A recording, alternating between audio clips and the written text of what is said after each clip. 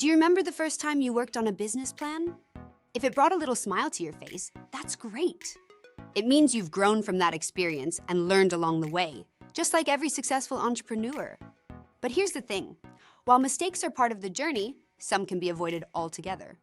In this video, we'll uncover the most common business plan mistakes and, more importantly, how you can steer clear of them to set your business up for success.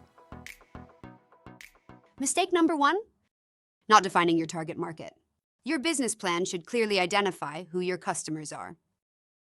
Without this, your marketing efforts will lack direction, and you'll struggle to connect with the right audience. Number 2, overly ambitious financial projections. While it's important to aim high, make sure your revenue and expense forecasts are realistic. Unrealistic numbers can make your plan look unreliable and turn investors away. Mistake 3, lack of market research. Your plan should be backed by data. Without solid research on your industry, competitors, and trends, your business plan will lack credibility and insights into the real opportunities and threats in the market. Number 4, ignoring the competition. Many business owners underestimate or overlook their competitors. A great business plan identifies who your competitors are, how you differ, and how you can gain a competitive advantage. And finally, mistake number 5, being too vague.